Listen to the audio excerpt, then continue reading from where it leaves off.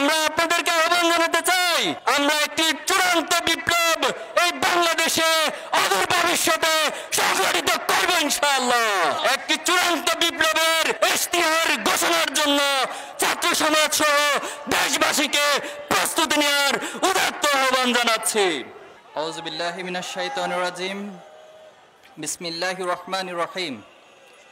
ওয়ালা তাকুলু লিমান ইউকতালু ফি সাবিলিল্লাহি আমওয়াত বাল আহইয়াউ ওয়ালাকিন লা তাশউরুন। সংগ্রামী উপস্থিতি, ঐতিহাসিক শাপলা চত্বরে 2013 সালের 5ই মে যে গণহত্যা চালানো হয়েছে, সেই গণহত্যার বিচারের দাবিতে আজকের এই মানব প্রাচীর প্রোগ্রামের সম্মানিত দায়িত্বশীলবৃন্দ, সম্মানিত নেতৃবৃন্দ, সাংবাদিক বন্ধুগণ, প্রিয় ছাত্র জনতা, আসসালামু আলাইকুম রহমতুল্লাহি ওয়া বারাকাতুহু। আপনারা নিঃসন্দেহে অবগত আছেন 2008 সালের একটি পাতানো নির্বাচনের মধ্য দিয়ে আওয়ামী লীগ সরকার ক্ষমতায় এসে এদেশে ফ্যাসিবাদ কায়েমের জন্য চূড়ান্ত নীল নকশা করেছিল। তারা 2006 সালের 28 অক্টোবরের লগি বৈঠার গণহত্যা সারা বিশ্ব দেখেছে কিভাবে মানুষ পিটিয়ে সেই লাশের উপর নৃত্য করেছিল। সেই ফ্যাসিবাদকে চূড়ান্ত রূপ দেওয়ার জন্য তারা ক্ষমতায় এসে 2009 সালে পিলখানা হত্যাকাণ্ডের মাধ্যমে এদেশের দেশপ্রেমিক 57 জন সেনা অফিসারকে হত্যা করেছিল।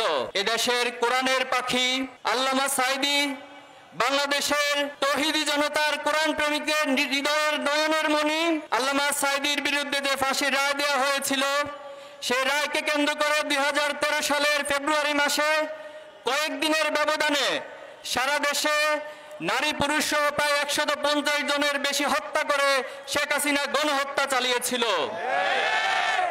সেই গণহত্যার ধারাবাহিকতায় 5ই মে এই শাপলা চত্বরে রাতের আধারে বাংলাদেশের প্রথিতযশা আলেম ওলামা, মাদ্রাসা শিক্ষার্থী, তৌহিদি জনতা, সাধারণ মানুষের উপরে সেই গণহত্যা চালিয়েছিল। আপনাদের নিঃসন্দেহে মনে আছে 2013 সালের 19 ফেব্রুয়ারি এদেশের ইসলাম বিরোধী যে আইন করা হয়েছিল, এদেশের তৌহিদি জনতার ইসলাম প্রিয় মানুষের বিরুদ্ধে গিয়ে কিছু ব্লগার এবং লেখক তারা আল্লাহ এবং রাসূলুল্লাহ সাল্লামের প্রতি কটূক্তি করেছিল। সেই কটূক্তির প্রতিবাদ এবং ইসলাম বিদ্বেষী সকল কর্মকাণ্ড বন্ধ করার দাবি সহ হেফাজতে ইসলামের পক্ষ থেকে 13টি দাবি উত্থাপন করা হয়েছিল। এই 13টি দাবির পর হেফাজতে ইসলাম 1 মাস সে সময়ের সরকারকে আলটিমেটাম দিয়েছিল।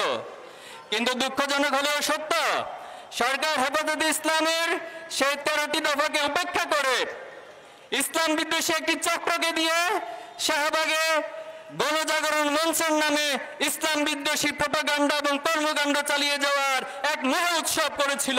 হেফাজতে ইসলাম সেই 13 দফা দাবি মেনে নেওয়ার জন্য 5ই মে 2013 সালে ঢাকা অবরোধ কর্মসূচি দিয়েছিল। সেই ঢাকা অবরোধ কর্মসূচিতে সকাল থেকেই ঢাকার প্রবেশ মুখে মাদ্রাসা শিক্ষার্থী, আলেম ওলামা সহ সর্বস্তরের জনগণ রাজপথে নেমে এসেছিল। আপনাদের নিঃসন্দেহে মনে আছে সেই দিন এই বাইতুল মুকাররমের আশপাশে দৈনিক বাংলা সহ এই আশপাশের প্রতিটি দোকানপাটে তারা লুটতরাজ করে অগ্নিসংযোগ করেছিল। সেই অগ্নিসংযোগ করে হলুদ মিডিয়ার মাধ্যমে তারা সেই দায় হেফাজতে ইসলাম এবং তৌহিদি জনতার উপর চাপানোর চেষ্টা করেছিল। সেদিন সারাদিন ব্যাপী হামলার মধ্য দিয়ে প্রায় 18 জন তৌহিদি জনতা ইসলাম প্রিয় আলেম ওলামাকে তারা শহীদ করে দিয়েছিল। সেদিন সন্ধ্যাবেলায় এই শাপলা চত্বরে আমরা ছিলাম। এই শাপলা চত্বর সাধারণ জনতার দাবি উঠেছিল যে 18 জনকে শহীদ করা হয়েছে, এই শাহাদাতের উপরে এই সরকারের সাথে আর কোনো আপোষ চলতে পারে না। তখন তারা 13 দফা দাবি মেনে না নেওয়া পর্যন্ত এই শাপলা চত্বরে অবস্থান করার সিদ্ধান্ত নিয়েছিল। কিন্তু দুঃখজনক হলেও সত্য, রাতের গভীরে যখন ক্লান্ত পরিশ্রান্ত হয়ে আলেম ওলামারা এখানে বিশ্রাম নিয়েছিলেন, এই পিচ ডালা রাজপথে তারা ঘুমন্ত অবস্থায় ছিলেন। অনেকে হয়তো সে সময় নামাজ এবং আল্লাহর জিকিরে মশগুল ছিলেন। কিন্তু রাত যখন 2:30 বাজে যৌথ বাহিনী এবং আওয়ামী গুন্ডারা একাত্ম হয়ে এই আলেম উলামাদের উপর যে নারকীয় হত্যাযজ্ঞ চালিয়েছিল, সেদিন আপনাদের নিঃসন্দেহে মনে আছে, মুহুর্মুহু সাউন্ড গ্রেনেড, টিয়ার শেল এবং গুলি করে এই রাজপথকে রক্তরঞ্জিত করা হয়েছিল। সেদিন দিক বিদিক ছুটে গিয়ে প্রায় কয়েক হাজার মানুষ সেখানে শহীদ হয়েছিল। যদিও এটা এখনো তদন্তের মাধ্যমে, সুষ্ঠু তদন্তের মাধ্যমে সঠিক সংখ্যা নিরূপণ করা যায়নি। অধিকারের রিপোর্ট অনুযায়ী 61 জনের শাহাদাতের কথা বলা হয়েছে। বিভিন্ন গণমাধ্যম এবং আন্তর্জাতিক সংস্থার মাধ্যমে প্রায় 200 জনের বেশি শহীদ হওয়ার ঘটনা উল্লেখ করা হয়েছে। আমরা বলতে চাই, এই শাহাদাতের পথ মারি দিয়ে আজকে 2025 সালের যে জায়গায় এসে আমরা দাঁড়িয়েছি, আমরা বলতে চাই এই শাপলা চত্বরের গণহত্যার বিচার অবশ্যই করতে হবে। শাপলা চত্বরের এই গণহত্যার বিচারের পাশাপাশি পিলখানা হত্যাকাণ্ড, আল্লামা সাইদ রায়কে কেন্দ্র করে যে গণহত্যা সহ জুলাই আন্দোলনের যতজন শহীদ হয়েছেন, প্রত্যেকটি গণহত্যার সুষ্ঠু বিচার অবশ্যই করতে হবে। আমরা দাবি করতে চাই, সুষ্ঠু তদন্তের মাধ্যমে শহীদদের সঠিক সংখ্যা, সঠিক তালিকা প্রকাশ করা হোক। আমরা আরো দাবি জানাতে চাই, শাপলা চত্বরের এই ঘটনাকে কেন্দ্র করে রাষ্ট্রীয়ভাবে শাপলা গণহত্যা দিবস ঘোষণা করা হোক। সংগ্রামী উপস্থিতি, বাংলাদেশের আলেম উলামাদেরকে ইসলাম বিদ্বেষী একটি শ্রেণী সবসময় মূলধারার বাহিরে হিসেবে তারা বয়ানে দাঁড় করানোর চেষ্টা করে। এই জাতিসত্তার ইতিহাস যদি আপনারা পড়ে থাকেন, এই ভূখণ্ডের জাতিসত্তার ইতিহাস প্রমাণ করে এই ভূখণ্ডে ইসলাম প্রিয় আলেম উলামাদের অবদান অনেক বেশি।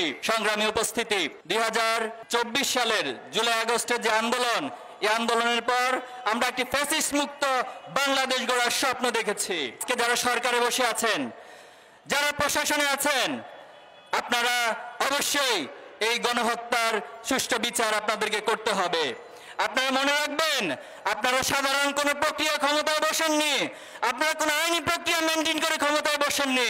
তাই গণহত্যার বিচারের জন্য আমাদেরকে কোনো আইনি প্রক্রিয়া, কোনো হাইকোর্ট দেখানোর রাজনীতি করবেন না। আপনারা অতি দ্রুত এই গণহত্যার কার্যকর এবং দৃশ্যমান বিচার ব্যবস্থা আপনাদেরকে করতে হবে। আমরা কারো নাম উল্লেখ না করে হুঁশিয়ারি করতে চাই, যারা ফ্যাসিবাদ পুনর্বাসনের চিন্তা করবেন, হাসিনার যে পরিণতি প্রজন্ম করেছে, আপনাদের পরিণতি তার চেয়ে ভয়াবহ করবে এই প্রজন্ম। সংগ্রামী উপস্থিতি, আমরা একটি নতুন বিপ্লবের স্বপ্ন দেখছি। আমরা আপনাদেরকে আহ্বান জানাতে চাই, আমরা একটি চূড়ান্ত বিপ্লব এই বাংলাদেশে অদূর ভবিষ্যতে সংগঠিত করব ইনশাআল্লাহ। একটি চূড়ান্ত বিপ্লবের ইশতিহার ঘোষণার জন্য ছাত্র সমাজ সহ দেশবাসীকে প্রস্তুতি নেওয়ার উদাত্ত আহ্বান জানাচ্ছি। সংগ্রামী উপস্থিতি, আজকের এই মানব প্রাচীর প্রোগ্রামে আপনাদের সকলকে উপস্থিত থাকার জন্য আন্তরিকভাবে ধন্যবাদ এবং কৃতজ্ঞতা জানিয়ে আমার বক্তব্য এখানে শেষ করছি। আসসালামু আলাইকুম রহমতুল্লাহ। বাংলাদেশ জিন্দাবাদ, ইসলামী ছাত্র শিবির জিন্দাবাদ, ইনকিলাব জিন্দাবাদ।